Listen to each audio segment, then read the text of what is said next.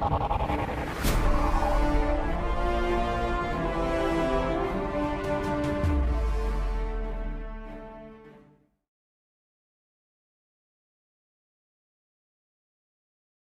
ദൈവമായ കർത്താവിനെ ആരാധിക്കണമെന്ന് പണക്കാരോട് മാത്രമല്ല പറഞ്ഞു, പാവപ്പെട്ടവരോട് മാത്രമല്ല പറഞ്ഞു, ഇടത്തരക്കാരോടല്ല പറഞ്ഞു, വീടുള്ളവരോട് മാത്രമല്ല, ഇല്ലാത്തവരോടല്ല. ഇത് മനുഷ്യനായി പിറന്ന സകലരോടും ദൈവം പറഞ്ഞൊരു വാക്കാണ്.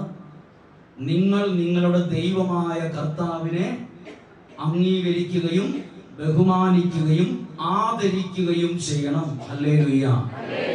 ഞാൻ ഈ അടുത്ത കാലത്ത് ഒരു വിഷയം കേട്ടു. അത് നിങ്ങൾക്കൊക്കെ പരിചയം, ഒരുപക്ഷെ TV പ്രോഗ്രാമിലൂടെ പരിചയപ്പെട്ടിട്ടുള്ള ആളായിരിക്കും. GS പ്രദീപ് 10-15 വർഷങ്ങൾക്ക് മുമ്പ് TV ചാനലിൽ അശ്വമേധം എന്ന പ്രോഗ്രാം അവതരിപ്പിച്ച TV അവതാരകനാണ് GS പ്രദീപ്. ബുദ്ധിമാന്മാരിൽ ബുദ്ധിമാൻ. ഇദ്ദേഹത്തോട് ബുദ്ധിയുടെ ലോകത്തിലുള്ള സകല കാര്യങ്ങളും ചോദിച്ചാലും ഇദ്ദേഹം ഉത്തരം പറയും. ഭയങ്കര ബുദ്ധിയുള്ള ആളാണ്. ഇദ്ദേഹത്തിന് തിരുവനന്തപുരം ടൗൺ ഹാളിൽ വെച്ച് പത്രപ്രവർത്തകർ ഒരു അവാർഡ് കൊടുക്കാൻ തീരുമാനിച്ചു. ഇയാളുടെ ബുദ്ധി, ശക്തി, ഇഷ്ടംപോലെ പൈസ, ഒരു ദൈവതുല്യനായ ഒരു മനുഷ്യൻ, എന്നാ ചോദിച്ചാൽ ഉത്തരം പറയും. അദ്ദേഹത്തെ തോൽപ്പിക്കാൻ IAS പോലും പറ്റാത്തൊരവസ്ഥ വന്നു. അത്രയും ബുദ്ധിയുള്ള ഒരാൾ. അങ്ങനെ ഈ വ്യക്തിക്ക് അവാർഡ് കൊടുത്തപ്പോൾ TV പ്രവർത്തകര്, മാധ്യമ പ്രവർത്തകര്, മന്ത്രിമാര്, കവികൾ എല്ലാവരും ഒന്ന് വലിയ ഉയർന്ന നിലയിലുള്ള ആളുകളുടെ സദസ്സിൽ എല്ലാവരും വാനോളം ഉയർത്തി പറഞ്ഞു GS പ്രദീപിനെ കുറിച്ച്. അങ്ങനെ ആളുകളെല്ലാം ഇങ്ങനെ ഉയർത്തി പറഞ്ഞ് അവസാനം GS പ്രദീപ് നന്ദി പറയാൻ വേണ്ടി ആ മൈക്കിന്റെ അടുത്തേക്ക് വന്നപ്പോൾ GS പ്രദീപ് വരുന്നത് നല്ല ഇതായിട്ട്, കാരണം എല്ലാവരും നല്ല ഉയർത്തി പറയുന്നു, ഭയങ്കര ബുദ്ധിശക്തി, ആളുകൾ ഭയങ്കര ഡിമാൻഡുള്ള ആൾ. ഈ വ്യക്തി മൈക്കിലൂടെ ആദ്യം പറഞ്ഞ വാക്ക്, ഇതൊന്നും എനിക്ക് ദൈവം തന്നതല്ല. ആരാ പറഞ്ഞ? GS പ്രദീപ്. ലക്ഷങ്ങൾ പൈസയുള്ള ആള്, ആളുകൾ അറിയുന്ന ആൾ, ആരാധകരുള്ള കുട്ടികളൊക്കെ പുള്ളിയുടെ അദ്ദേഹത്തിന്റെ പ്രോഗ്രാം കാണാൻ വേണ്ടി മാറി നിൽക്കും. കാരണം ഉത്തരം പറയും. ബുദ്ധിജീവിയായ ഒരു മനുഷ്യൻ പറയാണ്, ഇതെന്റെ അമ്മ ലൈബ്രറിയിൽ പുസ്തകം എടുത്ത് വായിച്ചു പഠിപ്പിച്ച് നേടിയെടുത്തതാണ് ഞാൻ, ഇതൊന്നും ദൈവം തന്നതല്ല എന്നാണ് പറഞ്ഞു. ഇത്രേ പറഞ്ഞുള്ളൂ. പിന്നെ ഇദ്ദേഹം ഈ GS പ്രദീപ് എവിടെ പോയി എന്ന് ഒരു 5-8 വർഷമായിട്ട് ആർക്കും അറിയത്തില്ല. മലയാളി ഹൗസ് ആണെന്ന് തോന്നുന്നു, ഒരു പ്രോഗ്രാമിലൂടെ വീണ്ടും വന്നിട്ടുണ്ട് കുറച്ച് വർഷങ്ങൾക്ക് ശേഷം. ഇദ്ദേഹം ഇതുപോലെ തന്നെ ഒരു പ്രോഗ്രാമിൽ ഇദ്ദേഹം ആളുകളോട് പറഞ്ഞ മറ്റൊരു വാക്ക്, ദൈവം ഇല്ല, അല്ലെങ്കിൽ ദൈവം തന്നതൊന്നും അല്ല എനിക്കുള്ളത് എന്ന് ബുദ്ധിമാനായ GS പ്രദീപ് പറഞ്ഞ് ഇദ്ദേഹം അതിനുശേഷം കുടിച്ച് കോളം കെട്ട് കടം കയറി തകർന്ന്, ആളുമില്ല, അർത്ഥവുമില്ല, പരിവാരങ്ങളുമില്ല, TV ഇല്ല, പ്രോഗ്രാമും ഇല്ലാണ്ട് ഒന്നുമില്ലാണ്ട് പോയി. ഇദ്ദേഹം പറഞ്ഞു, എന്റെ തകർച്ചയ്ക്കുള്ള ഒരു കാരണം ഞാൻ എന്റെ ദൈവത്തെ അംഗീകരിക്കാത്തതാണ്. എന്റെ തകർച്ചയ്ക്കുള്ള കാരണം അദ്ദേഹം വിചാരിച്ചു ബുദ്ധി മതി, TV മതി, ആളുകൾ മതി, ഇതെല്ലാം പോയി. പ്രിയപ്പെട്ടവർ ശ്രദ്ധിച്ച്, നമ്മൾ ചിന്തിക്കും നമ്മള് ബുദ്ധിയുണ്ട്, ശക്തിയുണ്ട്, കഴിവുണ്ട്, ഇതുകൊണ്ട് പിടിച്ചു നിൽക്കാം, നമ്മളൊക്കെ കോലം കിട്ടുമോ? അതായത് ദൈവത്തോട് ചേർന്ന് നിൽക്കാൻ കഴിയണം. പറഞ്ഞേ ഹല്ലേലൂയ. അതുകൊണ്ടാണ് IPS ഉദ്യോഗസ്ഥനായ ഡോക്ടർ സിബി മാത്യു, IPS വലിയൊരു പോലീസ് ഉദ്യോഗസ്ഥനാണ്. ഇദ്ദേഹം പറയുന്ന ഒരു വാക്യം ഇങ്ങനെയാണ്, ഇദ്ദേഹവും ഇദ്ദേഹത്തിന്റെ ഭാര്യയും പോലീസ് ഡിപ്പാർട്ട്മെന്റിൽ IPS വിഭാഗത്തിൽ അത്രയും വലിയ ഉയർന്ന ജോലിയുള്ള ആൾ, കൈ വിരിച്ചു പിടിച്ച് തലമുറകൾക്ക് വേണ്ടി, ജീവിതത്തിന് വേണ്ടി ഭാര്യയും ഈ വ്യക്തിയും കൈ വിരിച്ചു പിടിച്ച് കൊന്ത ചെല്ലാണ്ട് ഒരു ദിവസം പോലും കടത്തിവിടത്തില്ല, ഒരു ദിവസം പോലും മാറ്റി നിർത്തില്ല. അതുകൊണ്ട് അതിന്റെ അനുഗ്രഹം കാണാനുള്ള കുടുംബത്തിൽ. രണ്ട്, നിങ്ങൾക്കൊക്കെ ചിലപ്പോ പേരിട്ട ഒരാളാണ് ഡോക്ടർ ബാബു പോൾ. നല്ല പ്രായമുള്ള ആളാണ്. പക്ഷെ അദ്ദേഹം 10ാം ക്ലാസ്സിലും 12ാം ക്ലാസ്സിലും പഠിക്കുന്ന കുട്ടികൾ അൾത്താരയിൽ കൂടുന്നത് പോലെ ഡോക്ടർ ബാബു പോൾ ധൂപക്കുറ്റിയാട്ടാനും ശുശ്രൂഷയായിട്ട് ഇന്നും കൂടും. അവരൊക്കെ പറയുന്ന ഒരു കാര്യമാണ്, ദൈവത്തെ മാറ്റി നിർത്തിയാൽ വെറും പൂജ്യം, ഒന്നുമില്ല. പല പ്രാവശ്യം പറയുന്ന കാര്യമാണെങ്കിൽ ആവർത്തിക്കട്ടെ. നിങ്ങൾ ഒരു പക്ഷെ കേട്ടിട്ടുണ്ടാവും ഈ വാർത്ത. 10ാം ക്ലാസ് തികയാത്ത ഒരു ആൺകൊച്ച് അമ്മ കുളിക്കുന്ന വീഡിയോ ടച്ച് ഫോണിൽ എടുത്ത് അവൻ സ്കൂളിൽ കൊണ്ടുപോയി ക്ലാസ് റൂമിൽ കാണിച്ചു. ക്ലാസ് ടീച്ചർ പിടിച്ചു. അപ്പോൾ ഇവനോട് ചോദിച്ചു, ഇത് കണ്ടു ചോദിച്ചു, നീ എങ്ങനെ ഇത് സംഘടിപ്പിച്ചു, ഈ ഫോൺ എങ്ങനെ സംഘടിപ്പിച്ചു? അമ്മയ്ക്ക് അറിയത്തില്ല, ടീച്ചർക്ക് അറിയില്ല, കൂട്ടുകാർക്ക് ഫോൺ എങ്ങനെ കിട്ടിയെന്ന് ആർക്കും ഉത്തരം അറിയത്തില്ല. ഇവൻ എങ്ങനെ ഈ ബാത്റൂമിനകത്ത് ഇത് സെറ്റ് ചെയ്ത് വെച്ചു? 10ാം ക്ലാസ്സിൽ പഠിക്കാത്ത കൊച്ച്, പൂർത്തിയാക്കാത്ത കൊച്ച് ഇത് എങ്ങനെ സെറ്റ് ചെയ്ത് വെച്ചു? ഇവൻ എന്ത് ധൈര്യം വന്നു ഇത് ക്ലാസ് റൂമിൽ കൊണ്ട് ഇവരെ കൂട്ടുകാരെ കാണിക്കാൻ? കൂട്ടുകാർക്കറിയാം ഇവന്റെ അമ്മയാണെന്ന്. അപ്പോൾ ഈ ടീച്ചർമാർ പറഞ്ഞു, ഇവനെ വല്ല മനഃശാസ്ത്രത്തിനെടുത്തോളൂ, മാനസിക പ്രശ്നമുണ്ട് ഈ കൊച്ചിന് മാനസിക പ്രശ്നമുണ്ടെന്ന് പറയും. കൊച്ചിനെടുക്കും, സാമ്പത്തികമുള്ള വീട്ടിലെ കൊച്ചാണ്, ഒന്നുമില്ലാത്ത കൂലിപ്പണിക്ക് പോകുന്ന വീട്ടിലെ അല്ല. അപ്പോൾ ഡോക്ടറായി മനഃശാസ്ത്രജ്ഞന്മാര് കൊച്ചിനെ ശരിക്കും ചികിത്സിച്ചത് നോക്കിയിട്ട് പറഞ്ഞു, ഈ കൊച്ചിന് ഇച്ചിരി ആയപ്പോ തൊട്ട് ഉച്ചയ്ക്കും രാവിലെയും വൈകുന്നേരം കോഴിയില്ലാണ്ട് ഭക്ഷണം കഴിക്കില്ല. മേടിക്കുന്ന കോഴി ഇറച്ചി 50 ദിവസം കണ്ട് ഒരു കോഴിയാവും. കോഴി തിന്നണ്ട നല്ല പറയണം. കൊച്ചുങ്ങൾക്ക് കോഴിയില്ലാണ്ട് ഇറങ്ങിയാൽ ഈ കൊച്ചിന് കോഴി കൊടുത്ത് ഹോർമോൺ കുത്തിവെക്കുന്നത്. ഞാൻ എന്റെ കണ്ടെടുത്തല്ല, മനഃശാസ്ത്രജ്ഞൻ പറയാണ്, ഈ കൊച്ചു കോഴി തിന്ന് ശരീരം പ്രായത്തിനേക്കാൾ വളർന്ന് വികാരം നിയന്ത്രിക്കാൻ കഴിയത്തില്ല. അമ്മയാണോ, പെങ്ങളാണോ, ചേച്ചിയാണോ, വീട്ടിലുള്ളവരാണോ, പറമ്പിലുള്ളവരാണോ, ആർക്കും വികാരം നിയന്ത്രിക്കാൻ പറ്റുന്നില്ല. ഈ കോഴി മുഴുവൻ കഴിച്ച് ഹോർമോൺ കൊണ്ട് നിറഞ്ഞ് കണ്ണ് നിയന്ത്രിക്കാൻ പറ്റുന്നില്ല, കൈ നിയന്ത്രിക്കാൻ പറ്റുന്നില്ല, കാല് നിയന്ത്രിക്കാൻ പറ്റുന്നില്ല, ആരാണെന്നുള്ള കാഴ്ച പോലുമില്ല. ഈ വയനാട്ടിൽ തന്നെ 2 പെങ്കൊച്ചുങ്ങളെ സ്കൂൾ ടീച്ചർ പിടിച്ചു. ഈ അടുത്ത കാലത്ത് 2 പെങ്കൊച്ചുങ്ങളുടെ കയ്യിലും കറുത്ത ചരട് 3 പ്രാവശ്യം കെട്ടിയിരിക്കുന്നു, കറുത്ത ചരട്. അപ്പൊ ടീച്ചർ അഴിച്ചു, നിങ്ങൾ എന്തിനാ 8ലും 9ലും പഠിക്കുന്ന കൊച്ചിന് എന്തിനാ ഇത് കെട്ടിയിരിക്കുന്നു ചോദിച്ചു. 2 പേരും അയൽ വീട്ടിൽ അടുത്തുള്ളവരാണ്. അഴിച്ചപ്പോൾ 2 പെൺകുട്ടികളുടെയും കയ്യിൽ ഒരേ സ്ഥലത്ത് മുറിഞ്ഞ പാട് തന്നെ, 2 പേരുടെയും കൈ ഒരേപോലെ. അപ്പോൾ ഇത് സംഭവം വലിയ വിഷയമാക്കി വീട്ടുകാരെ വിളിച്ചപ്പോൾ ഒരു സംഭവം വിളിച്ചത് വരികയാണ്. ഈ പെങ്കൊച്ചുങ്ങൾ 7ലും 8ലും പഠിക്കുന്ന കൊച്ചുങ്ങൾ ഹാൻസ് മേടിച്ചിട്ട് മുറിവുണ്ടാക്കി അതേ വച്ച് അതിന്റെ മുകളിൽ കറുത്ത ചരട് വെച്ച് കെട്ടി നാട്ടുകാരെ കാണിക്കാതിരിക്കാൻ. കറുത്ത ചരട് എന്താ കുഴപ്പം? ഞാൻ പറയുന്നത് നമ്മുടെ ഈ നാട്ടിലൊക്കെ നടക്കുക. എന്താണ് കാരണം? നമ്മുടെ കുടുംബത്തിൽ ശക്തമായ ഒരു പ്രാർത്ഥനയുടെ അഭിഷേകം വേണം. ഞാൻ ഈ അടുത്ത കാലത്ത് ഒരു കാര്യം മനസ്സിലാക്കിയത്, ഇരിക്കാൻ നേരത്ത് കൊരണ്ടി അന്വേഷിച്ച് പോകരുത്. ഇത്രയും ചെയ്താൽ രക്ഷപ്പെട്ടു. എന്താണ് ഈ വാക്കിന്റെ അർത്ഥം? നമ്മളൊക്കെ ഇരിക്കാൻ നേരത്ത് കൊരണ്ടി എന്ത് ചെയ്യുന്ന നോക്കുന്നവരാ. 25 വയസ്സാകുമ്പോ കൊച്ചിന് കല്യാണം നടന്നില്ലല്ലോ എന്ന് ചിന്തിക്കുന്നവരും, കല്യാണം കഴിഞ്ഞു കഴിഞ്ഞാൽ ഈ പെങ്കൊച്ചി വീട്ടിൽ ചേരിയല്ലോ അന്നേരം ചിന്തിക്കുന്നവരും, 30 വയസ്സാകുമ്പോൾ ജോലി കിട്ടിയില്ലെന്ന് വെപ്രാളപ്പെടുന്നവരും, ഇരിക്കാൻ നേരത്ത് കൊരണ്ടി അന്വേഷിച്ച് പോകരുത്. നമ്മൾ ഈ ധ്യാന കേന്ദ്രത്തിൽ വന്ന് പ്രാർത്ഥിക്കുമ്പോൾ നമ്മൾ കുറെ കാര്യങ്ങൾ ചെയ്യണം. വിശുദ്ധ ഗ്രന്ഥത്തിൽ ഒരു വചനമുണ്ട്, ഇരിക്കാൻ നേരത്ത് കൊരണ്ടി അന്വേഷിക്കരുതെന്ന് പറയുന്നത് പോലെ തന്നെ ഒരു വാക്യം ബൈബിളിൽ ദൈവം പരിചയപ്പെടുന്നുണ്ട്. പ്രഭാഷകന്റെ പുസ്തകം 51-ാം അധ്യായം 30-ാമത്തെ വാക്യം ശ്രദ്ധിച്ചു കേട്ടെ. പ്രഭാഷകന്റെ പുസ്തകം 51-ാം അധ്യായം 30-ാമത്തെ വാക്യം, നിശ്ചിത സമയത്തിന് മുമ്പ് ജോലി പൂർത്തിയാക്കുവിൻ, യഥാകാലം ദൈവം നിങ്ങൾക്ക് പ്രതിഫലം നൽകിക്കൊണ്ടിരിക്കും. ഹല്ലേലൂയ. ഹല്ലേലൂയ. ശ്രദ്ധിച്ചേ, നമ്മൾ മാതാപിതാക്കളെ ശ്രദ്ധിക്കേണ്ട ഒരു കാര്യം, 5 വയസ്സായ കൊച്ചിന് വേണ്ടി 50 വയസ്സാകുന്നവരെയും പ്രാർത്ഥിക്കണം. 25 വയസ്സാകുമ്പോൾ കല്യാണം നടക്കണമെന്നും 10ാം ക്ലാസ്സിൽ പരീക്ഷ എഴുതുന്നു, 10ാം ക്ലാസ്സിൽ എഴുതി ചേരണമെന്നും, +2 അഡ്മിഷൻ വരേണ്ട സമയത്ത് അഡ്മിഷൻ കൃത്യം ഇരിക്കുന്ന കസേരയ്ക്ക് വേണ്ടി മാത്രമേ പ്രാർത്ഥിക്കുള്ളൂ. എന്തുകൊണ്ട്? നല്ലൊരു ജീവിതത്തിന് വേണ്ടി, നല്ലൊരു കുടുംബ ജീവിതത്തിന് വർഷങ്ങൾക്കും ഇരിക്കാൻ നേരത്ത് കൊരണ്ടി എന്ത് എന്ന് ചോദിച്ചു പോകരുത്. നേരത്തെ തന്നെ പ്രാർത്ഥിക്കണം. ഒരു അമ്മ 32 വയസ്സായ കൊച്ചിന്റെ കല്യാണം നടക്കാതെ വന്നപ്പോൾ അമ്മ പറഞ്ഞൊരു കാര്യം എന്നോട് ഇങ്ങനെയാണ്, അച്ഛാ ഇവന് 10-22 വയസ്സായപ്പോ തൊട്ട് എന്റെ കൊച്ചിന് വേണ്ടി പ്രാർത്ഥിച്ചായിരുന്നെങ്കിൽ എനിക്ക് മനസ്സിൽ തോന്നുക 10-28 വയസ്സായപ്പോ ഇവന്റെ കല്യാണം നടന്നേനായിരുന്നു. ഇച്ചിരി നേരത്തെ പ്രാർത്ഥിക്കണം. ഇരിക്കാൻ നേരത്തെ 30 വയസ്സായ നേരത്തെ കല്യാണം ആലോചിക്കണം. ഞങ്ങൾ ആലോചിക്കാൻ പോവാ. 30ാമത്തെ വയസ്സിൽ ഇതിന് ആലോചന തുടങ്ങുന്നത്, പ്രാർത്ഥന തുടങ്ങുന്നത്. ഇരിക്കാൻ നേരത്തെ കൊരണ്ടി അന്വേഷിച്ച് പോകും. പറഞ്ഞേ ഹല്ലേലൂയ. ഉയർത്തി പറയാമോ? ഹല്ലേലൂയ, ഹല്ലേലൂയ.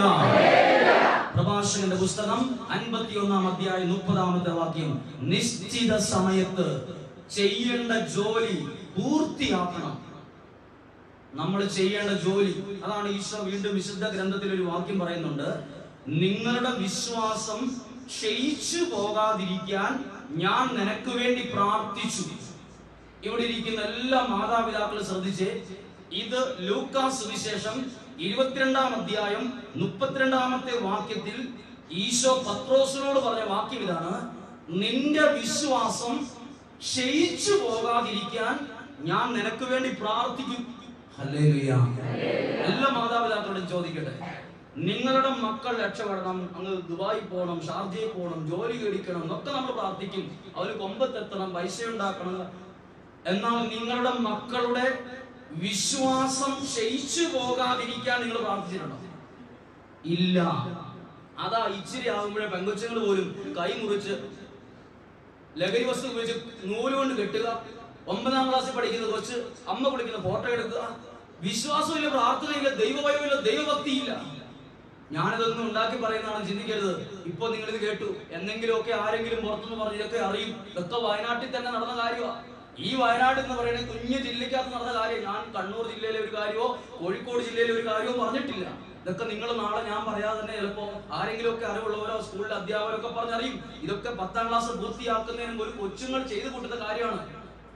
അതുകൊണ്ട് നോക്കിയേ, നമ്മളുടെ മക്കളുടെ വിശ്വാസം കുറഞ്ഞു പോകാതിരിക്കാൻ അവർക്ക് വേണ്ടി പ്രാർത്ഥിക്കണം. Hallelujah, hallelujah. അങ്ങനെയാണ് നിങ്ങൾക്ക് ഒരിക്കലും ദുഃഖിക്കേണ്ടി വരില്ല. എന്റെ മക്കൾ പ്രാർത്ഥിക്കുന്നില്ല, ദൈവാരാധനയില്ല, വിശ്വാസമില്ല. എല്ലാ മനുഷ്യർക്കും ഇത് ബാധകമാണ്. ഇവിടെ ശ്രദ്ധിച്ചേ, ഞാൻ പ്രാർത്ഥിക്കുമ്പോൾ സൂചിപ്പിച്ചില്ലേ, സക്കേവൂസിന്റെ കുടുംബത്തെ നമ്മൾ ഓർത്തിരിക്കാൻ കാരണം സക്കേവൂസ് ജീവിച്ചിരുന്നത് 10 ലക്ഷം രൂപ വാങ്ങിയിട്ടതിന്റെ പേരല്ല. സക്കേവൂസിന് അന്ന് ഒരു 10 ലക്ഷം രൂപയുടെ വാഹനം ഉണ്ടെന്നല്ല ബൈബിളിൽ പറഞ്ഞിരിക്കുന്നത്. അവൻ നല്ലൊരു ദൈവാനുഗ്രഹമുള്ള ഒരു അപ്പനായിരുന്നെന്നും ആ കുടുംബം ദൈവാനുഗ്രഹത്താൽ മുന്നോട്ട് പോയി എന്നും ബൈബിളിൽ എഴുതിയോണ്ട് ഇന്നും നമ്മൾ ഓർത്തിരിക്കുന്നത്. എന്തേറെ കുടുംബങ്ങൾ ഈ ലോകത്ത് ജീവിച്ചിട്ട് ഒറ്റ കുടുംബങ്ങളെ ഓർത്തിരിക്കുന്നില്ല. പക്ഷെ സക്കേവൂസിന്റെ കുടുംബം നമ്മൾ ഓർത്തിരിക്കാൻ കാരണം സക്കേവൂസ് യേശു ക്രിസ്തുവിനെ അറിഞ്ഞ ഒരാളാണ്. ഹല്ലേലൂയ. പ്രിയപ്പെട്ടവരെ, നിങ്ങൾ ഇവിടെ പ്രാർത്ഥനയ്ക്ക് വരുന്നു, പ്രാർത്ഥിക്കുന്നു, ദൈവത്തെ സ്തുതിക്കുന്നു, ദൈവാരാധന നടത്തുന്നു. ഇതിലൂടെ നിങ്ങളുടെ കുടുംബത്തിൽ ഒരു വലിയ ദൈവാനുഗ്രഹം വരും ഉറപ്പാ. ഞാൻ എന്നോട് ഒരാൾ പറഞ്ഞപ്പോൾ അദ്ദേഹം പറഞ്ഞു, എന്റെ അച്ഛൻ ഇവിടെ പ്രാർത്ഥനയ്ക്ക് എന്നെ 10-15 കഴിഞ്ഞ വെള്ളിയാഴ്ച ഇവിടെ പ്രാർത്ഥനയ്ക്ക് ഈ പരിസരത്തുള്ള ഒരാൾ ആര് വിളിച്ചാലും വരാത്ത ഒരാളുണ്ട്. ആര് വിളിച്ചാലും അദ്ദേഹം ഇവിടെ പ്രാർത്ഥന കഴിഞ്ഞ ഉടനെ എനിക്കൊരു കത്ത് എഴുതി കൊണ്ട് തന്നു. ഒരാളുടെ കൈ കൊടുത്തു വിട്ടു വന്നു, പറഞ്ഞു പ്രാർത്ഥിക്കാൻ തുടങ്ങിയ മണിക്കൂറുകൾക്കകം തന്നെ മാറ്റങ്ങളുണ്ടായി. നമ്മുടെ കുടുംബത്തിൽ നമ്മൾ പ്രാർത്ഥിക്കുന്നതിന്റെ അനുസരിച്ചുള്ള മാറ്റങ്ങളുണ്ടാവും. പറഞ്ഞു ഹല്ലേലൂയ, ഹല്ലേലൂയ. ഇതിനോട് ചേർത്തൊരു കാര്യം പറയട്ടെ. ഇന്ന് നമ്മുടെ കുടുംബത്തിലേക്ക് ദൈവാനുഗ്രഹം തടസ്സപ്പെട്ട് കിടക്കുന്ന ഒരു വഴിയാണ് മാതാപിതാക്കളുടെ അനുഗ്രഹമില്ല. എന്താണ് ഈ വാക്കിന്റെ അർത്ഥം? മാതാപിതാക്കളെ നമ്മളൊരു ചപ്പിന്റെ വില കൊടുക്കുന്നു. മാതാപിതാക്കളിലൂടെ ഒരു അനുഗ്രഹം വരുന്നൊരു വഴിയാണ്. നമ്മളത് തീറ്റ പറഞ്ഞും തെറി പറഞ്ഞും തള്ളിക്കളഞ്ഞും പൈസ ഉള്ളത് മേടിച്ചെടുത്തും സ്ഥലം മേടിച്ചെടുത്തും ആ അനുഗ്രഹത്തെ തടസ്സപ്പെടുത്തി. 65 വയസ്സുള്ള അപ്പച്ചൻ മരിച്ചുപോയ അദ്ദേഹത്തിന്റെ അപ്പച്ചനെ ഓർത്ത് കരയുന്നു. അപ്പോൾ മക്കള് കൂട്ടിക്കൊണ്ട് വന്നിരിക്കുകയാണ്. 65 വയസ്സുള്ള ഒരു ചേട്ടൻ, ഒരു അപ്പച്ചൻ, അദ്ദേഹത്തിന്റെ അപ്പച്ചന് വർഷങ്ങൾക്ക് മുമ്പേ മരിച്ചുപോയ അപ്പച്ചന് വേണ്ടി പറഞ്ഞു ഇങ്ങനെ കരഞ്ഞുകൊണ്ടിരിക്കുകയാണ്. അപ്പോൾ ഈ കുടുംബം സാമ്പത്തികമായിട്ട് രക്ഷപ്പെടുന്നില്ല. അപ്പോൾ ഇവിടെ ഇങ്ങനെ പ്രാർത്ഥിച്ചു. വെള്ളിയാഴ്ചയല്ല, 2 ദിവസങ്ങളിൽ പ്രാർത്ഥിച്ചപ്പോൾ ഇങ്ങനെ പറഞ്ഞു, ദൈവത്തിന്റെ ആത്മാവ് ഒരു ആലോചന തന്ന് നിങ്ങളുടെ കുടുംബത്തിൽ മാതാപിതാക്കളുടെ ഒരു അനുഗ്രഹം തടസ്സപ്പെട്ട് കിടക്കുവാണല്ലോ എന്ന്. അപ്പോൾ ഈ അപ്പച്ചൻ 65 വയസ്സുള്ള അപ്പച്ചൻ പറയാണ്, ഞാൻ രക്ഷപ്പെടുകയല്ല, എന്റെ അപ്പന്റെ ശാപം മാത്രമേ എനിക്ക് കിട്ടിയിട്ടുള്ളൂ. എന്റെ മക്കള് പരിഭവപ്പെട്ടിട്ട് കാര്യമില്ല. എന്റെ അപ്പൻ മരിച്ചു, എനിക്ക് എന്റെ അപ്പനിൽ നിന്ന് കിട്ടേണ്ട ഒരു അനുഗ്രഹം ഇല്ലാണ്ട് പോയത് കൊണ്ടാണ് ഞാൻ രക്ഷപ്പെടുകയല്ല. അപ്പൊ അദ്ദേഹത്തിന്റെ മനസ്സിൽ കിടക്കുക, എന്ത് വർഷങ്ങൾക്ക് മുമ്പ് ഇദ്ദേഹത്തിന്റെ അപ്പച്ചൻ ഈ വ്യക്തിയെ ചെയ്ത തെറ്റിനോ ഏതോ കാര്യത്തിന് ഒന്നും പറഞ്ഞിട്ട് നന്നാവാത്തതിന്റെ പേരിലോ ഏതൊക്കെ ശപിച്ച ശാപം എന്റെ മേൽ കിടപ്പുണ്ട്. ശ്രദ്ധിച്ച്, നമ്മുടെ കുടുംബങ്ങളിൽ മാതാപിതാക്കളിൽ നിന്ന് ലഭിക്കുന്ന അനുഗ്രഹങ്ങൾ അത് കറക്റ്റ് ആയിട്ടുണ്ടോ എന്ന് ആലോചിച്ച് നോക്കിയേ. പല കുടുംബങ്ങളുടെ മേലും ദൈവാനുഗ്രഹം തടസ്സപ്പെട്ട് കിടക്കാനുള്ള കാരണം മാതാപിതാക്കളിൽ നിന്ന് ലഭിക്കേണ്ട അനുഗ്രഹം കിട്ടാത്തതാണ്. ഹല്ലേലൂയ. അതുകൊണ്ട് മാതാപിതാക്കൾ ഒരു കാര്യം അറിഞ്ഞിരുത്തേ, ഒരപ്പൻ അറിഞ്ഞിരിക്കണം, ഞാൻ എൻ്റെ മകനെ അനുഗ്രഹിച്ചാൽ അത് 20 ഒരമ്മ അറിഞ്ഞിരിക്കണം, എന്റെ അനുഗ്രഹത്തിനും മക്കളുടെ ജീവിതത്തിൽ ഒരു വിലയുണ്ടെന്ന്. ഒത്തിരി മാതാപിതാക്കൾ അറിഞ്ഞോ അറിയാതെ ചുമ്മാ ശപിക്കും. ശരിയാകരുത്. അതാണ് ഈശോ പറഞ്ഞൊരു വാക്കുണ്ട്, പറയുന്ന ഓരോ വ്യർത്ഥ വാക്കിനും വില കൊടുക്കണം. ഓരോ വ്യർത്ഥ, വെറുതെ പറയുന്നതായിരിക്കും, പക്ഷെ വ്യർത്ഥ വാക്ക് പറയരുത്. പറഞ്ഞേ ഹല്ലേലൂയ, ഹല്ലേലൂയ. ശ്രദ്ധിച്ചേ, നിങ്ങൾ ഇവിടെ ഇരിക്കുന്ന ഒരു 90% മാതാപിതാക്കളാണ്. നിങ്ങളുടെ ഒരു മനസ്സുകൊണ്ടുള്ള ഒരു അനുഗ്രഹത്തിന് മക്കളുടെ ജീവിതത്തിൽ വലിയ വിലയുണ്ട്. അവിടെ 20 നിൽക്കും. ബൈബിളിൽ ഇത് പറയുന്നുണ്ട്. ബൈബിളിൽ എവിടെ പറയും? ഉൽപ്പത്തി പുസ്തകം 27-ാം അധ്യായത്തിൽ അപ്പന്റെ 2 മക്കളാണ് യാക്കോബും ഏസാവും. ഇവിടെ നമ്മൾ കാണുന്നത് ഏസാവ് എന്ന വ്യക്തി അപ്പന്റെ അടുത്ത് പോയി അനുഗ്രഹം യാചിച്ചു മേടിക്കുക. ഹല്ലേലൂയ. അപ്പന്റെ അടുത്ത് പോയി ഏസാവ് അനുഗ്രഹം യാചിച്ചു. ഇന്ന് നമുക്ക് മാതാപിതാക്കളിൽ നിന്ന് അനുഗ്രഹമൊന്നും വേണ്ട, അവരുടെ സമ്പത്ത് മതി, പൈസ മതി. അവർ ബാങ്കിൽ ഇട്ടിരിക്കുന്ന ആ പൈസ ഇങ്ങോട്ട് എടുത്തു തന്നാൽ പിന്നെ ബാക്കി എല്ലാം കഴിഞ്ഞു. നമ്മൾ പൈസയെ മാത്രം ലക്ഷ്യമിടുന്നുള്ളൂ. മാതാപിതാക്കളിലൂടെ ലഭിക്കുന്ന അനുഗ്രഹത്തിന്റെ കുറവ് നമ്മുടെ കുടുംബങ്ങളിൽ ഉണ്ടാവരുത്. Hallelujah, hallelujah. അതാണ് വിശുദ്ധ ഗ്രന്ഥം പ്രഭാഷകന്റെ പുസ്തകം 3-ാം അധ്യായം 9-ാമത്തെ വാക്യം. ഒന്ന് ശ്രദ്ധിച്ച് കേൾക്കുന്നു. പ്രഭാഷകന്റെ പുസ്തകം 3-ാം അധ്യായം 9-ാമത്തെ വാക്യം. പിതാവിന്റെ അനുഗ്രഹം മക്കളുടെ ഭവനത്തെ ബലമുള്ളതാക്കി മാറ്റും. ഒരപ്പന്റെ അനുഗ്രഹം മക്കളുടെ ജീവിതത്തെ ബലമുള്ളതാക്കി മാറ്റും. ഹല്ലേലൂയ. ഇനി അടുത്തൊരു അമ്മയുടെയോ? ഒരമ്മയുടെ ശാപം അവരുടെ ഭവനത്തിന്റെ അടിത്തറ വരെ ഇളകിപ്പോകും. ഒരമ്മ അപ്പനും അറിഞ്ഞിരിക്കണം, ഞാൻ എൻ്റെ മകനെ അനുഗ്രഹിച്ചാൽ അത് അവർക്കൊരു ഉയർച്ച ഉണ്ടാകും. ഒരമ്മ അറിഞ്ഞിരിക്കണം, ഞാൻ ശപിക്കുകയാണെങ്കിൽ അവരെന്നാ മിടുക്കരാണെങ്കിലും അടിത്തറ ഇളകിപ്പോകും. അടിത്തറ ഇളകിപ്പോയ എത്ര വലിയ കെട്ടിടമാണെങ്കിലും എന്ന് വേണമെങ്കിൽ നിലത്ത് പോകും. അടിത്തറ ഇളകിപ്പോകും. മാതാപിതാക്കളുടെ അനുഗ്രഹം. ഹല്ലേലൂയ. ഏത് മതസമൂഹത്തിനാ വൃദ്ധമന്ദിരമുള്ള? ഹിന്ദുവിനാണോ, മുസ്ലിമിനാണോ, ക്രിസ്ത്യാനിക്കാണോ? നമ്മുടെ ക്രിസ്ത്യാനികൾക്ക് മാത്രമുള്ള ഒരു സാധനമാണ് വൃദ്ധമന്ദിരം. അവിടെ വൃദ്ധന്മാരെ ചെന്ന് നോക്കി, നിങ്ങൾ പേരെന്താ? നിങ്ങൾ എല്ലാ പേരും കേട്ടാൽ അറിയാം. ദേവസ്യ, തോമാച്ചൻ, അവർ 10 പേര് കേട്ടാൽ ഒരു ചേട്ടന്റെ പേര് വേറെ. നമ്മുടെ ആൾക്കാരാ മുഴുവൻ നമ്മുടെ ആൾക്കാരാണ്. ഇവിടെ ഈ വട്ടത്തൂര് തന്നെ ഒരു അമ്മച്ചി ഇവിടെ നിൽക്കുക. ഇതുപോലെ പ്രാർത്ഥനയെ കഴിഞ്ഞിട്ട് ഇതാ അപ്പുറത്തെ ഇല്ലിച്ചോട്ടിൽ ഒരു അമ്മച്ചി ബായൊക്കെ ആയിട്ട് നിൽക്കുകയാണ്. ഞാൻ ചോദിച്ചു, അമ്മച്ചി എന്താ അവിടെ നിൽക്കുന്നത്? ഇവിടെ അടുത്തെങ്ങാനും വൃദ്ധമന്ദിരം ഉണ്ടോ എന്ന് ചോദിച്ചു. എന്നെ നാക്കി തരുമെന്ന് ചോദിച്ചു. അപ്പൊ ഞാൻ അന്നത്തെ ശുദ്ധ മനസ്സോടുകൂടി ഞാൻ അന്നേരം എനിക്ക് പരിചയമുള്ള അച്ഛനെ വിളിച്ചു ചോദിച്ചു, അച്ഛൻ ഒരു അമ്മച്ചി ഉണ്ടായിരുന്നു. ആ അച്ഛനും വലിയ ആലോചിച്ചൊന്നുമില്ല. അന്ന് അച്ഛനെ അങ്ങ് വിട്ടോളാൻ പറഞ്ഞു. ഞാൻ ഇവിടെയുള്ള കുട്ടിച്ചേട്ടനെ കൂടെ ചേർത്ത് ഈ ചേച്ചിനെ അഗതി മന്ദിരത്തിലേക്ക് കൊണ്ടുപോയി. ഞാൻ വേറെ ഒന്നും ആലോചിച്ചില്ല. കുറച്ച് കഴിഞ്ഞപ്പോൾ അവിടെ നിന്ന് ഒരു ഫോൺ വരികയാണ്. എങ്ങനെയോ അറിഞ്ഞു, ഈ അമ്മച്ചി ഇന്ന അഗതി മന്ദിരത്തിലുണ്ട്, വൃദ്ധമന്ദിരത്തിലുണ്ടെന്ന് പറഞ്ഞാൽ അറിഞ്ഞപ്പോൾ ഈ മക്കൾ പറയാണ്, അച്ഛൻ ആ അമ്മച്ചിയോട് പറ, മക്കള് വലിയ കോളേജിൽ പഠിപ്പിക്കുന്ന അധ്യാപകരാണ്, പറയാണ്, അമ്മച്ചിയോട് പറ, അമ്മച്ചിയുടെ പേരിൽ കിടക്കുന്ന 7 ലക്ഷം രൂപ എന്റെ പേർക്ക് എഴുതി തന്നിട്ട് അമ്മച്ചി അവിടെ കിടന്നോ. അപ്പോഴാണ് ഞാൻ അറിഞ്ഞത് ഈ അമ്മച്ചിയുടെ പേര് ഇത്രയും പൈസയുണ്ടെന്ന്. അമ്മച്ചിയുടെ പേര് 7 ലക്ഷം രൂപയുണ്ട്. അത് അമ്മച്ചിയുടെ പേരുള്ള സ്ഥലം ഭർത്താവ് മരിച്ചപ്പോ നീ വിറ്റിട്ട് ബാങ്കിൽ ഇട്ടോടി എന്ന് പറഞ്ഞ എന്തോ ഒരു ബുദ്ധിക്ക് പറഞ്ഞ് ചെയ്ത അത് അവിടെ കിടപ്പുണ്ട്. അത് അമ്മച്ചിയുടെ പേരില്ല. കോളേജിൽ പഠിപ്പിക്കുന്ന ഈ മകന് ശമ്പളം ഇഷ്ടം പോലെ ഉണ്ട്. എന്നിട്ട് 7 ലക്ഷം രൂപയ്ക്ക് വേണ്ടി അമ്മ ഇവിടെ നീ ഭർത്താരെ ചെയ്യുന്ന കുട്ടിച്ചേട്ടൻ ഞാനും കൂടെ ആലോചിച്ച് കൊണ്ടുപോയി വിട്ടു. എന്നിട്ട് ഞാൻ പിന്നെ അവിടുത്തെ അച്ഛന്റെ കുറെ ചീത്ത കേൾക്കണ്ട വന്നു. ഇവരെല്ലാം കൂടെ ഇരച്ചത് അവിടെ ചെന്ന് ഈ വൃദ്ധമന്ദിരത്തിൽ ചെന്ന് അവിടെ ബഹളം ഉണ്ടാക്കി. ഞങ്ങളുടെ പൈസ അമ്മച്ചിക്ക് വേണ്ടി അമ്മച്ചിനെ വേണേ ഫ്രീ ആയിട്ട് നോക്കിക്കോ, പൈസയും എഴുതി തരാം. അമ്മച്ചി കുറച്ച് പൈസ തരികയെന്ന്. അങ്ങനെ അമ്മച്ചി പൈസ തരികയെന്ന് പറഞ്ഞപ്പോ ഈ പൈസ അഗതി മന്ദിരങ്ങാനും കൊണ്ടുപോകണ്ടല്ലോ എന്ന് വിചാരിച്ച് അമ്മച്ചി തിരിച്ചു കൊണ്ടായി. ഇന്ന് ആർക്കും വേണ്ട. ആ 7 ലക്ഷം രൂപ ഉണ്ടെന്ന് ഓർത്തിട്ടൊന്നുമല്ല കുട്ടിച്ചേട്ടനെ ചേർത്ത് വിട്ടത്. പിന്നീട് ഈ മകൻ ഫോൺ വിളിച്ച് പറഞ്ഞപ്പോഴായി സംഭവം അറിഞ്ഞേ. ആർക്കും അതാണ് നോക്കി, ഒരു അപ്പന്റെ അനുഗ്രഹം, ഒരമ്മയുടെ അനുഗ്രഹം മക്കളുടെ ജീവിതത്തെ ബലമുള്ളതാക്കി മാറ്റും. ഇന്ന് ഒരു മകളെ കല്യാണം ആലോചിച്ചാൽ ആദ്യം അന്വേഷിക്കുന്ന എന്നാണ്? ചെറുക്കൻ എന്നാ ജോലി, അപ്പനും അമ്മയും വീട്ടിലുണ്ടോ? 2 ചോദ്യം. അപ്പനും അമ്മയും ഉണ്ടെ കല്യാണം വേണ്ട. അപ്പനും അമ്മയും ഇവരൊരിക്കലും അപ്പനും അമ്മയും ആകുകയില്ലെന്നാണ് ഇവർ ചിന്തിക്കുന്നത്. എല്ലാവർക്കും 100 വയസ്സ്, മോശയെ പോലെ 650 വയസ്സ് ആയുസ് എനിക്കോ നിങ്ങൾക്കോ ഇല്ല. ഏറിയാൽ 80, 90, അതിനുമ്പ് തീർന്ന പോയത്. ഇത്രയോടും നമ്മുടെ ജീവിതം. പക്ഷെ നമുക്ക് ചിന്ത ഇതാണ്, 650 വർഷം മോശയെ പോലെ എനിക്ക് ഇവിടെ കിട്ടും. വരവഞ്ചാൽ ഒരു 650, 660 വർഷം ജീവിക്കാം. ആരും വിചാരിക്കണ്ട എനിക്കോ 6 കിലോമീറ്റർ അമ്പാനി പോലും പറ്റിയാണ് 100-ൽ കൂടുതൽ. കുറച്ച് നാളെ ഉള്ളൂ. പക്ഷെ നമ്മൾ ആരുടെ അനുഗ്രഹത്തിന് ഒരു വിലയില്ല. അനുഗ്രഹത്തിന് വിലയില്ലെങ്കിൽ ഏസാവ് എന്തിനാ അപ്പന്റെ അടുത്ത് പോയി അനുഗ്രഹം വ്യാജിച്ച്? അനുഗ്രഹത്തിന് വിലയുണ്ട്. പറഞ്ഞു ഹല്ലേലൂയ, ഹല്ലേലൂയ. ഇനി അടുത്തൊരു കാര്യം അറിഞ്ഞിരിക്കണം. എനിക്ക് ഓരോ അപ്പൻ ഒരു അമ്മ പറയണം എനിക്ക് അനുഗ്രഹിക്കാനുള്ള കഴിവുണ്ടെന്ന് വിചാരിക്കല്ല. ഒരപ്പൻ അനുഗ്രഹം കൊടുക്കത്തക്ക രീതിയിൽ ഒരു ജീവിതം ആ വീട്ടിൽ നയിക്കണം.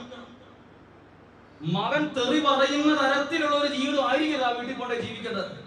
മക്കള് കണ്ണുനീരൊഴുക്കുന്ന രീതിയിൽ ഒരു ജീവിത സ്റ്റൈലും അമ്മ നയിക്കരുത്. അനുഗ്രഹമുള്ള ഒരു ജീവിതം നയിക്കണം.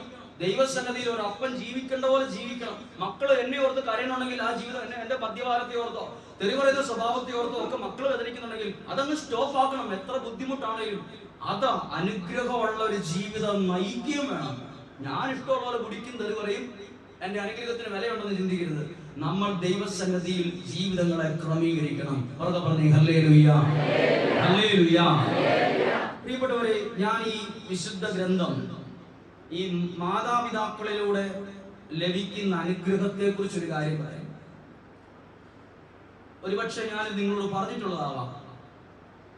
ഒരു മലപ്പുറം ജില്ലയിലുള്ള ഒരാള്, മലപ്പുറം ജില്ലയാണ്, അദ്ദേഹം ധ്യാനിക്കാൻ വന്നിരിക്കുകയാണ്. 5 മക്കളുള്ള വീട്ടിലെ ഏറ്റവും 4ാമത്തെ ആളാണ്.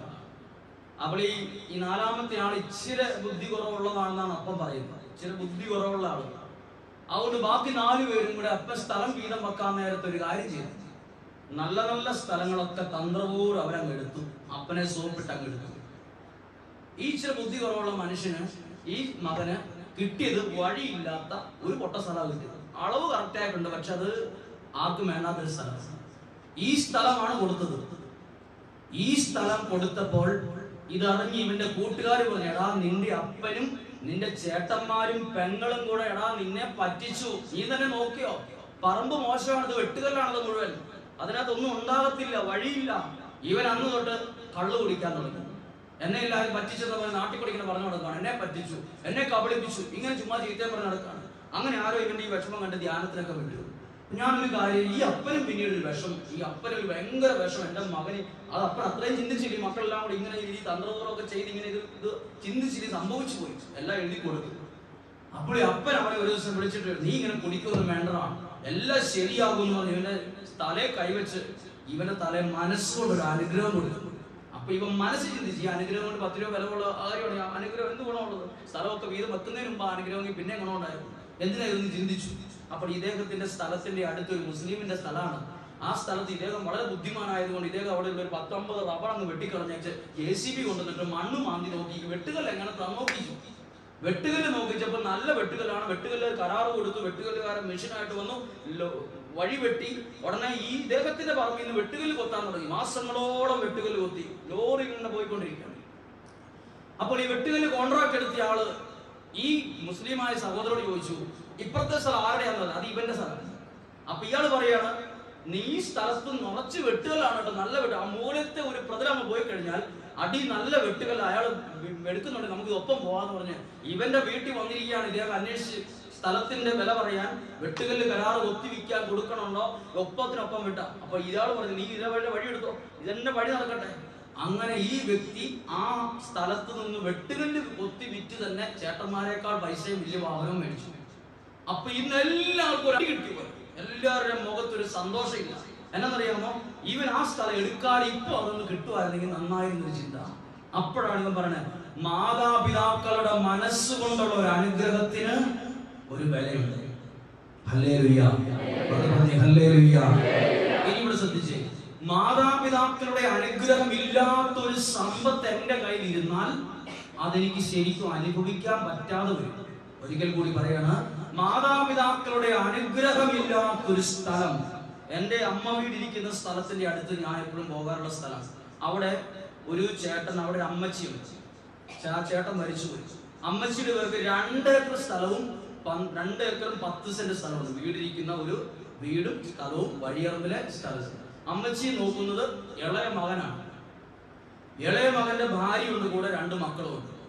കുറച്ചു കഴിഞ്ഞപ്പോൾ ഈ അമ്മച്ചിക്ക് വയ്യാതായപ്പോ ഈ അമ്മച്ചിക്ക് വേണ്ടി തന്നെ ഒരു ചാർത്ത്, വീടെന്ന് പറയാൻ പറ്റിയ ചാർത്ത് ഉണ്ടാക്കിയിട്ട് ഒരു ചാർത്തിനകത്തിട്ടു, എന്റെ അമ്മയുടെ അമ്മ ഈ വീട്ടിലെ ഈ മകന്റെ ഭാര്യ അറിയാതെ കൊണ്ട് എന്തെങ്കിലും ഭക്ഷണം കൊടുക്കും. അപ്പോൾ ഇത് കണ്ടാൽ ഉടനെ പ്രതികരിക്കുന്നത് ഇങ്ങനെയാണ്, കോരിക്കോണം വന്നേച്ച്, നിങ്ങൾ തിന്നാൻ കൊടുത്താൽ കോരിക്കോണം എന്ന് പറഞ്ഞു. ഈ അമ്മച്ചി മരിച്ചു. മരിച്ചപ്പോൾ ഭാര്യ മരിച്ചു വാർത്ത പെട്ടെന്ന് അയലോക്കത്തിൽ അറിഞ്ഞു. പെട്ടെന്ന് ആൾക്കാരെല്ലാം ഓടി വന്നു ഒരു കട്ടിലിങ്ങനെ പുതപ്പിച്ച് കിടത്തിയിരിക്കുക. അപ്പോൾ കതറിട്ട ഒരു പാർട്ടി പ്രവർത്തിക്കുന്ന ഒരാൾ ചോദിച്ചു, എടാ മരിച്ചുപോയ അമ്മച്ചിയുടെ പുറത്ത് ഒരു നല്ല മുണ്ടില്ലാടാ വിരിക്കാൻ ചോദിച്ചു.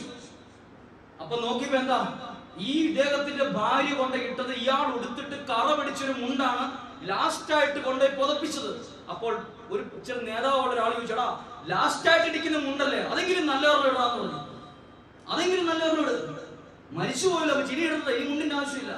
അങ്ങനെ ഒരു കൈ കൊണ്ട് ഈ മുണ്ട് എടുത്തോണ്ട് പോയി, ഒരു കൈ കൊണ്ട് ഈ മകൻ എടുത്തോണ്ട് പോയി. അതിനൊരു സോപ്പൊട്ടിയുടെ വില പോലും കൊടുത്തിട്ടില്ല, എടുത്തോണ്ട് അങ്ങ് പോയി. എന്നിട്ട് വേറൊരു കൊണ്ട് ഒരു തുണി ഇട്ടു. ഇതൊക്കെ ആൾക്കാർ സംസാരിച്ചു. മരിച്ചു 41 കഴിഞ്ഞു, വർഷങ്ങൾ ഇപ്പൊ 2, 3, 4, 5 വർഷങ്ങളൊക്കെ കഴിഞ്ഞു. വർഷങ്ങൾ കഴിഞ്ഞ് അമ്മച്ചിയുടെ സ്ഥലം മുഴുവൻ ഈ പയ്യനാണ്.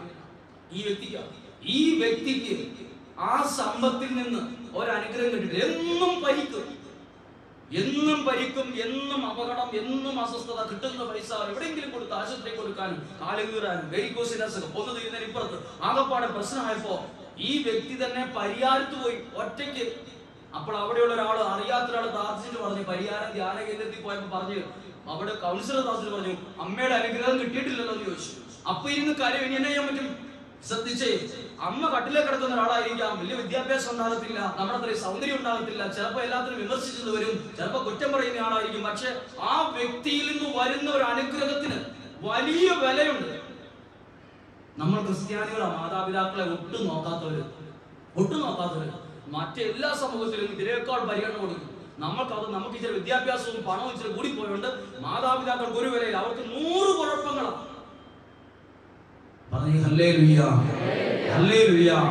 മാതാപിതാക്കളിലൂടെ ലഭിക്കുന്ന അനുഗ്രഹം. ലൂക്കാസ് സുവിശേഷം 15-ാം അധ്യായത്തിൽ ഒരു വചനമുണ്ട്, ധൂർത്തപുത്രന്റെ ഉപമ. ധൂർത്തപുത്രന് അപ്പൻ സമ്പത്ത് കൊടുത്തത് എപ്പോഴാ? അനുഗ്രഹിച്ചു കൊടുത്തൊരു സമ്പത്തല്ലത്. അത് അപ്പൻ ഇവൻ നിർബന്ധിച്ചപ്പോ എഴുതാൻ കൊടുത്താണ്, കൈ എഴുതി കൊടുത്ത സമ്പത്താണ്. അത് അപ്പം മനസ്സറിഞ്ഞ് അനുഗ്രഹിച്ചു തന്നതല്ല. അത് എരിയ പോയി. അത് കുറഞ്ഞ നാളുകൾ കൊണ്ട് 4 വഴിക്ക് ചെറിപ്പോയി. ധൂർത്തപുത്രന്റെ സമ്പത്ത് അവൻ അനുഭവിക്കാൻ പറ്റില്ല. അത് കൂട്ടുകാർ കൊണ്ട് തിന്നു തീർത്തു. അവനൊരു ചായ കുടിക്കാൻ പോലും പൈസ ഇല്ലാണ്ട് പന്നിക്കൂട്ടി പെട്ടുപോയി. സമ്പത്ത് തന്നെ ഉപകാരപ്പെടാന് ഇവന്റെ അപ്പനിൽ നിന്ന് അത് അനുഗ്രഹമായിട്ട് വന്നതല്ല, അത് പിടിച്ചു മേടിച്ച പോലെ മേടിച്ചതാണ്. ശ്രദ്ധിച്ചേ, അനുഗ്രഹം പിടിച്ചു മേടിക്കരുത്, അത് മനസ്സറിഞ്ഞു മേടിക്കണം.